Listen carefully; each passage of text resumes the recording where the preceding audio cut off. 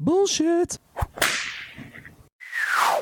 It's the No BS Marketing Show. I'm your host, Dave Mastovich. Our guest today is Rachel Carlson of Yelp. Rachel, in the first part of the show, you gave us some great stories about your early career and what you learned and mentors and good bosses, not so good bosses. And we started digging into your example of the elites on Yelp and the events that you have. So let's recap that a little bit. Let's talk first of all about what's the sheer volume of people in Pittsburgh posting on Yelp, and then what percentage end up becoming elite? What percentage do reviews? What percentage do you think just scan to read stuff? So we have obviously a wealth of information on Yelp, and a good amount of people in the Pittsburgh area are excited and active. We don't divulge exactly how many people we have as the elites, but I can tell you that when I have my biggest events that it's open to anyone to attend with a guest, I usually, at this point, I'm getting about 100 people. So right now at Six Pen Kitchen, I'm getting about 100 people that are going to attend. And I'm not so much worried about the actual sheer number of people, I guess. What I should say is elite status roughly 10% of the people? It is about 10% of the reviews right now on Yelp, and we want that to be more. And that's part of my job too, is to educate people, because again, I think people have no idea that we're doing this community part on Yelp. And we have an event section where I do these private events for the elites, but I also do public events for everybody.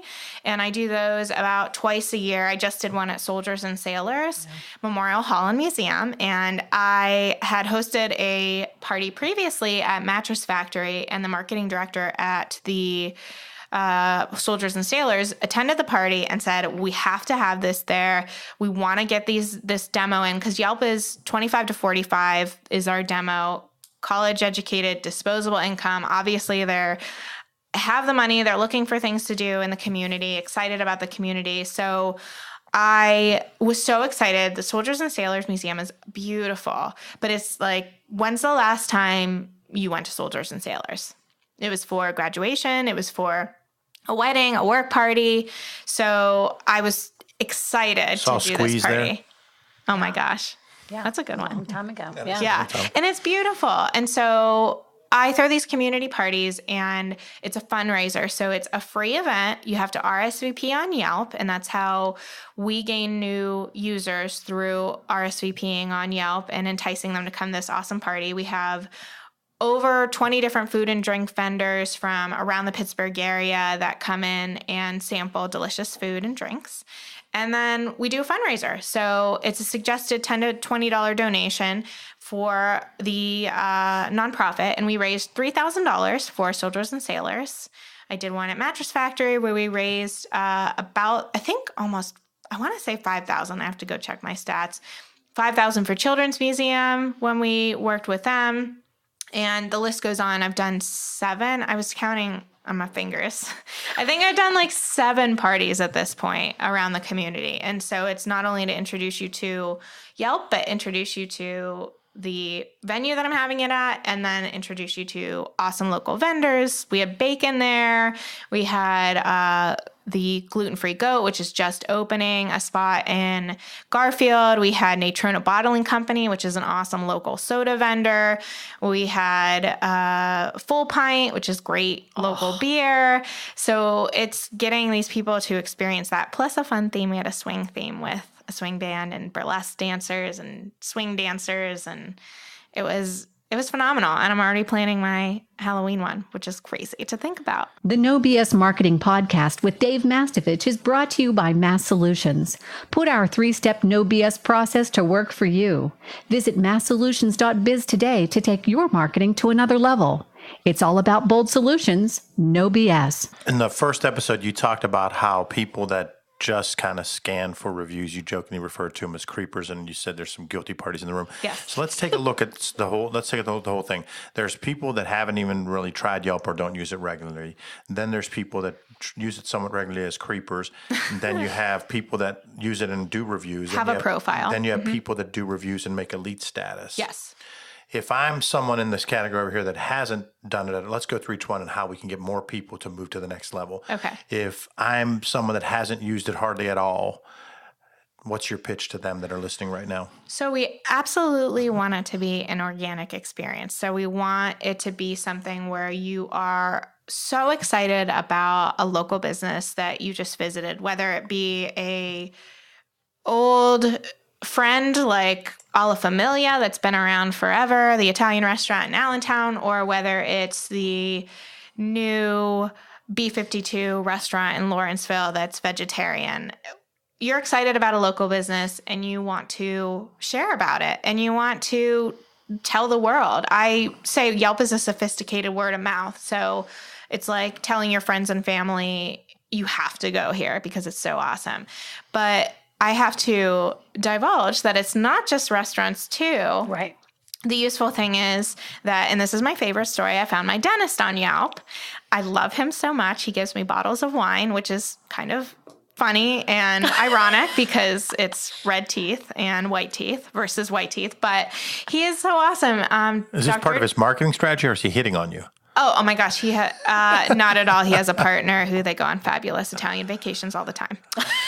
And he has a adorable dog. It's a great marketing strategy. So good recurring patients. Yeah. receive So wine. Wait, who's your dentist? Dr. Dan in the Over the north side. Yes! I knew that's who you were going to say. That's so funny. I think we're the same person. We might be. It's a little bit scary, I love him so much. And I found him through Yelp. Did you? Yes. And I tell everyone that story because I was looking for a dentist. I hadn't gone in an embarrassingly long time and had a bad experience with a dentist and looked on Yelp, found 5 glowing reviews, and then reviewed them myself. I've reviewed my doctor. I've reviewed my mechanic. I've reviewed my salon.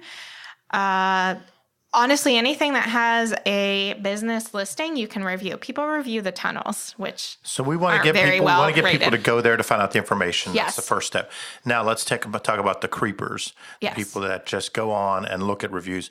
And let's say they're not comfortable with posting a review because they're kind of neutral a lot of times and they don't want to be mean on the negative. What do you tell someone like that that's using the service a little bit, but you want to try to get them to feel more comfortable posting?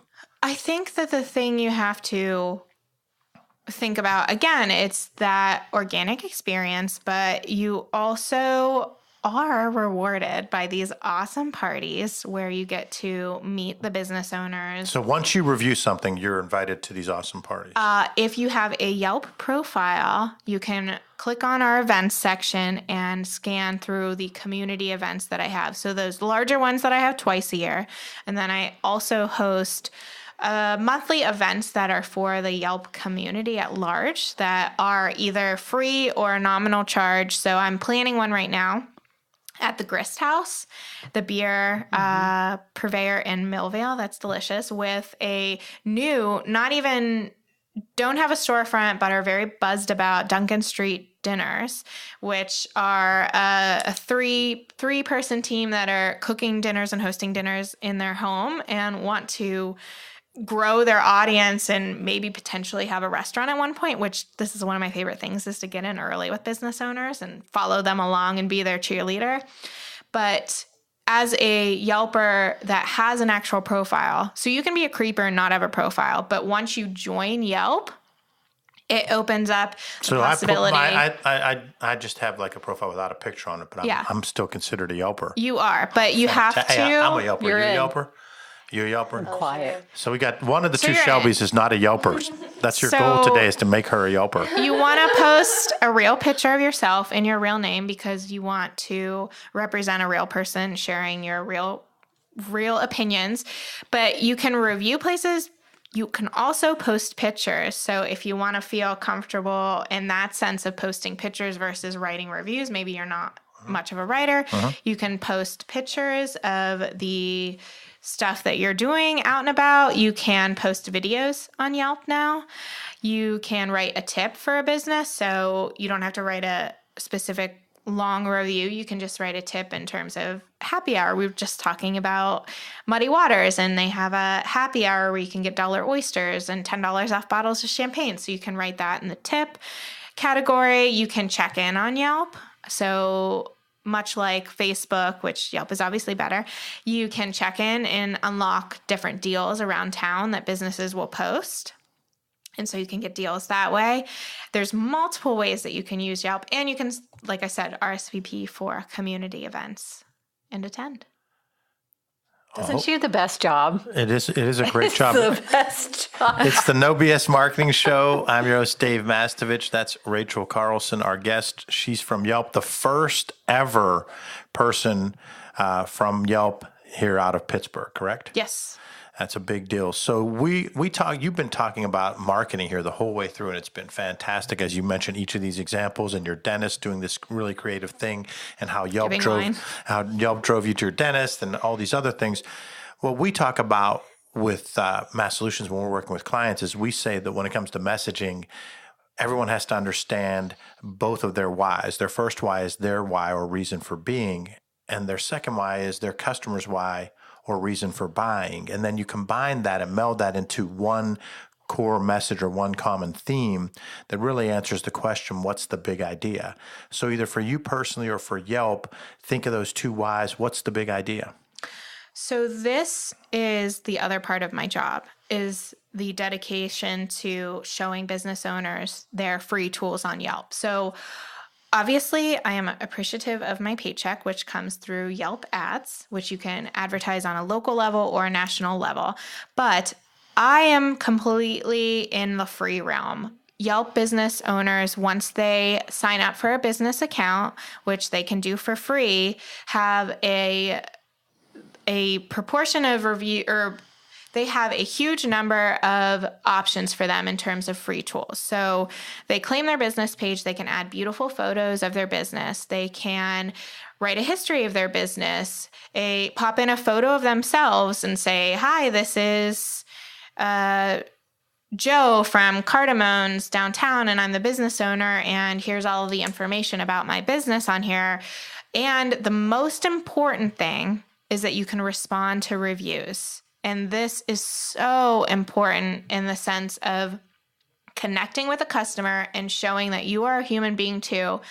I read what you had to say and I hear what you're saying. I always say that compliment sandwich is a good way to go about it. So you say, thank you so much for coming, address the issue, concern, or just say thanks if it was a positive review, and then peace out. Which is not peace out, but just say, I appreciate your business and hope you come back. I don't even think at this point it is necessary to offer anything free. I think people are writing because they want to be heard. Right. They're on Yelp writing because they want to be heard. So being heard is the next step. With a business owner, I think it's the smartest thing you can do on Yelp is to respond to reviews. And you can respond publicly where everyone can see it on Yelp, on the mobile app and the desktop, or you can respond privately as well. And you can send them a private message too if you want to send them like in your email to talk further, something like that. I don't care if it's the exact amount. I often use that cliche, perfect is the enemy of good. I'm just looking to get a general perception or percentage, I should say. What percentage of businesses that are business to consumer in the Pittsburgh region do you think actually have signed up and done the profile and check on? Just had to guess. Not enough. I was looking at it the other day because I'm actually organizing it's called Business Owners Coast to Coast, where we are flying 50 business owners from the 50 communities in the U.S. to come and learn more about Yelp. Wonderful business owners who have taken advantage of those tools. And I was combing to look for not only restaurants, but other businesses. And I'm like, man, I have so much more terrain to cover because there's not a lot of business owners who are responding still. And that's part of my job and my mission, my passion is that I want them to understand that it's not this scary thing and that people, again, just want to be heard and hear from you. And even if it's a positive review, it's great to say like, thanks for stopping by. But if it's a negative review, the business owner also has a say too. It doesn't end with the Yelper. The business owner can correct something that maybe the the reviewer said wrong. So maybe the reviewer said, you guys closed at 6 and I came at 6:01, and maybe you saw their face and saw that it was 7 or something. You can correct them on that in a polite way, professional, polite way. But you can correct them. Or if something went wrong, you can say, so sorry that happened.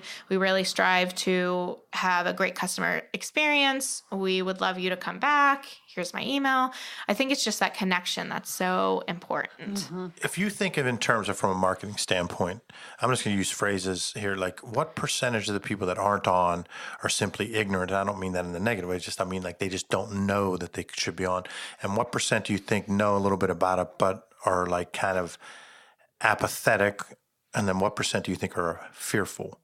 Business owner wise? Yeah, because you've got an issue where you have a challenge. You want to get more people, and it could be dentists, it could be doctors, it could be pizza places, it could be breweries, it could be all this. You want to get more people on there because it's a free service that can benefit them. Yeah. So I'm making the assumption that there's some people that have no clue and barely even know about it. That's probably small. Then there's some that probably know about it and just say, yeah, whatever, I'm too busy. And then there's probably some that say, yeah, I don't want to do that. There's fear of something. Address the three groups and how you market to them or what we might say to them today. It's interesting because we have a lot of older businesses in Pittsburgh. So I think that there is that thought. I think it's turning around, but I think there is a lot of thought with the old school business owners that it blows my mind that they don't even have a website. Some people, it's crazy to me because you need to have, and that they don't have hours. That's the craziest thing to me is that they'll have a website, but then don't have their hours. So I think that there is a small percentage of people, and this is just off the cuff, this is not official Yelp facts, but just what I'm observing around the Pittsburgh area is that I think that there's a small percentage that just have no clue and don't know what Yelp is. I think that I want to say that the majority of people are probably just scared because they don't realize what they can do and what power they have on Yelp. And again, that's my job. And I want everybody to come to me and ask me questions. I don't want people, it's the same with what we were talking about before with just people that want to ask you questions to learn. I want everybody to come to me and ask me questions and ask me the hard questions because I want, at the core of things, I want to help you. I want to make you succeed. I want to see that. And that is the core of Yelp too, is it's not a big, bad bully. We want to help you succeed. That's really why Jeremy, our owner, created Yelp, was to connect people with great local businesses. So again, sorry to detract, but I would say that a lot of percentage of people are maybe just scared of opening up that. And their fear, I'm thinking, is that they think it's going to be a lot of negative reviews and they don't know how to handle that. Is that the fear? I think that it is not necessarily that there's a lot of negative reviews per se, because 79% of reviews on Yelp are positive. Oh, no, I wasn't saying that's what they were. I'm saying their misperception, but that's a great stat. So 79% of the reviews on Yelp are positive. Yes, so that's the 3 first stars thing. and above. 3 stars and above. So the average business person listening might have thought that was flipped, and that kept them from it. So now they know that the vast majority are positive reviews. So that's a stat that we need to get out there because I think that might be where there was a misperception, right? Yes, that people come to bitch about their experience, which it's not. It's people come to because they're excited about a business. And I think that it is that they're just scared to approach it, where, again, it is so powerful in the sense of hearing from a business owner and recognizing what your concerns are or what your experience was. And it's not a bad thing to say either we messed up or, we're sorry that there was confusion. Even if it, say you think that the customer might have had an experience that differed from your opinion, I think it's just connecting with them and saying, hey, we hear you, is so powerful and something that, again, I want to help with and help people connect with and unlock those free tools. That's Rachel Carlson. Yelp's first Pittsburgh representative. She's on the No BS Marketing Show. And for you, our listeners of the No BS Show, Audible's offering a free download with a 30-day trial to give you the opportunity to check out their service. Try a book like The Everything Store, Jeff Bezos and the Age of Amazon, which I'm listening to driving to and from work. You can download it for free today. Go to audibletrial.com/nobs. Again, that's audibletrial.com/nobs for your free audiobook. So, Rachel, pick a tool you'd offer that'll help our audience tell their story, craft their message, or communicate to internal and external target audiences, or it could just be a tool that you think would help them with their everyday life and productivity. Other than Yelp? It can even be Yelp if you want to dig into Yelp, but your call. So I would say on a business owner standpoint, if we're directing it to business owners at this point, to obviously get on Yelp, but to use the social avenues that are in front of you. I think, again, a lot of business owners, they have so much on their plate. I totally get that. It's a lot of work, but you've gotta be on Yelp. You've got to be on Facebook, on Instagram, on Twitter is one of those things where I think Twitter's great with connecting with people. I do it a lot in terms of trying to find out who's the marketing person for the restaurant or the nonprofit I want to work with, or if someone, my little trick is if someone's not answering my emails, I'll tweet them and be like, hey, just sent you an email. Can't wait to hear from you. I like that. That's obviously... That's a great tip. I like that. It's a nice tip. But I think that it's also in keeping your pitches short and sweet. The best advice I got from a coworker was to have a 3-sentence email, because people are reading their emails on their phone, and what comes up? Probably about 3 sentences. So I don't even write an intro to myself because they'll see it in my signature. So I'll say, hey, I love what you're doing here. I love that spanakopita from your menu, something to butter them up, something to address what I need. So I'm throwing a really great party in October I want you to be a part of, and then an action item. I say action item in terms of talking, and I say specific. So I say, can you talk next Tuesday at 3 p.m.? So it doesn't say like, let's talk next week. Let's talk in the next couple weeks. It's an actionable item. It's a great tip. Those 2 things are the best tips I have ever had in terms of pitching. But I would say in terms of pitching and with business owners and stuff, being social. And I think the big thing that really interests me these days too is your personal brand and influencers. I was just at a social media day at Smith Brothers on social media day on June 30th. And their whole, I don't know if they put it together this way or it's just how it came together, but the big theme was influencers and building your personal brand. And so if we're talking on the personal side, I personally want to be a brand too. So I'm cool with the fact that I'm the Yelp girl. I want to be the Yelp girl, and also that I love cats, and I love fashion, and I love local businesses just to support them, and food picks and things like that. I want to be recognizable in terms of what my brand is for the future and for, great opportunities and that kind of thing. So I think building your brand is really key these days too, and having people recognize you for certain things that you're passionate about. She's the Yelp girl. She's going to be the mayor of Pittsburgh. One day, mark my word. Mark my word. I don't know if I want politics. Rachel Carlson, the Yelp girl. It's time to keep calm and hit the bullseye. Now, normally I would ask you to choose between 2 marketing or messaging classics like Geico's Gecko or the Aflac Duck, and I'd have you tell me which one you like more and why. But for you, because of your background, we're going to change the hit the bullseye, and I'm going to throw out a product service type item, and then I want you to just think of 2 places in Pittsburgh that come to mind that are either new or unique or a hidden jewel. Okay. So we're gonna give you Throw these out. Okay. And you can take as long as you need because this is really putting you on the spot. It's the most difficult bullseye ever. She's good at this, though. But I'm going to start off easy because you just did a podcast. Your podcast, Social Club is the podcast, Yes. right? On WESA. Yes. It's great. I've listened to 3 or 4 of the most recent ones. Thank you. And one was about ice cream. So what I want you to do is that's your softball here. Your 2 ice cream ones.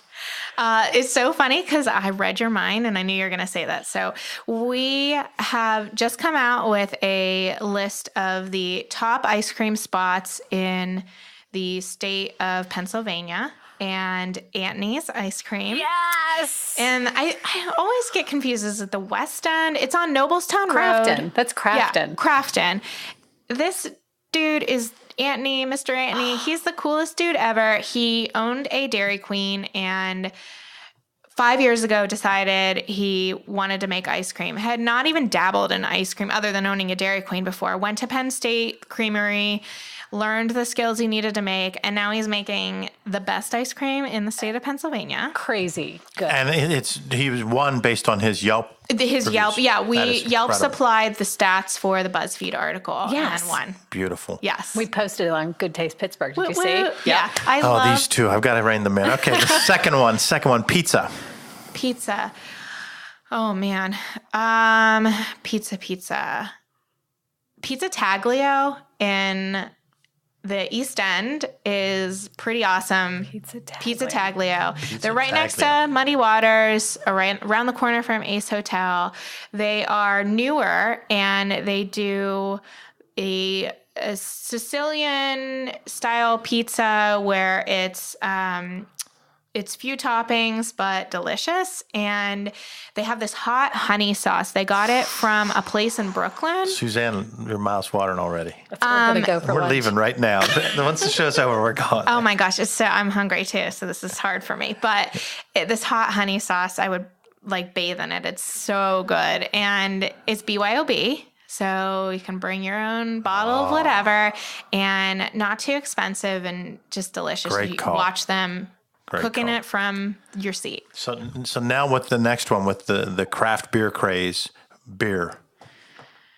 I have to say, I know might seem like I'm trying to promote them because I'm doing an event with them in August, but Grist House has continually impressed me in the sense where beers that I don't even particularly like, I like there. So I not really had a lot of good saisons, and I was talking to the guy. We were sitting down planning the event, and he was like, "Let me just get this for you."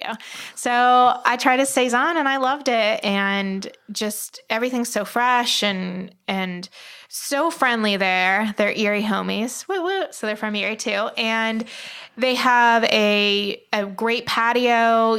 Dogs are welcome. They do food trucks all the time. Great space in Millvale. Millvale is like the hot new neighborhood. It is. And they collaborate with a lot of great local places too. The Humane Society they do a lot with as well. You're listening to the Yelp Girl in Pittsburgh, Rachel Carlson, and we're doing a different Hit the Bullseye on the No BS show.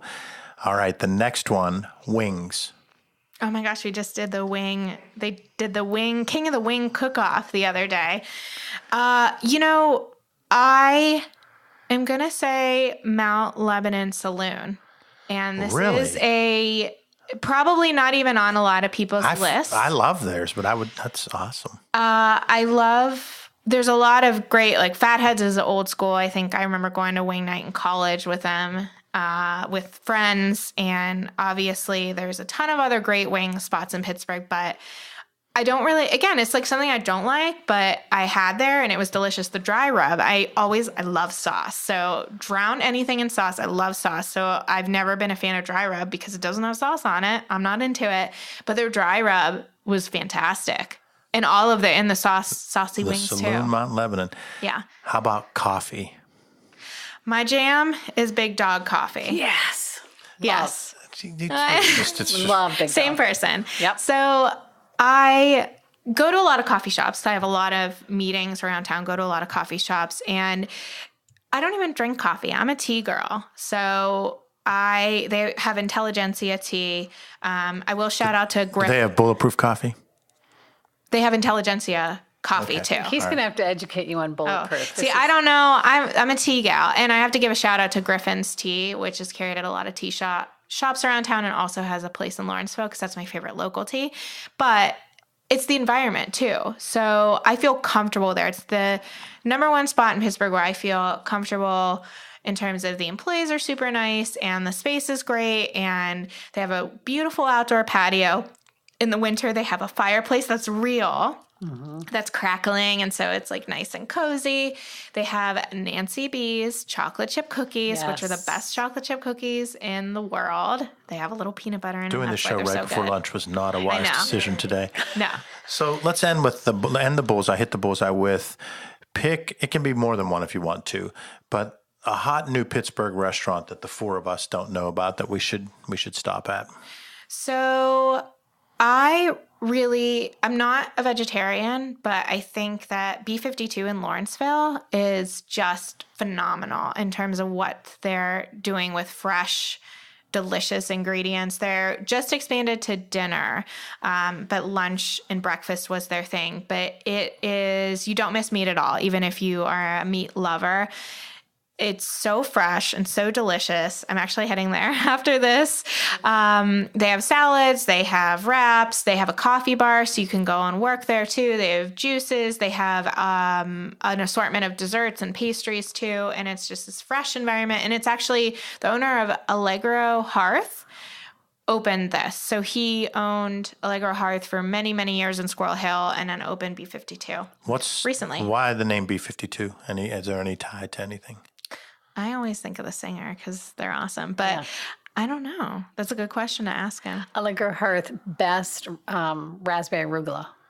Ooh. Oh, you have to try their raspberry arugula at Allegro Hearth is amazing. Then you know B52's got to be great. Yes. I'm going to go there. Yeah. All right, Suzanne. Sorry. Calm down. Rachel, how can listeners contact you if they'd like to learn more about what you do and to get more involved with Yelp?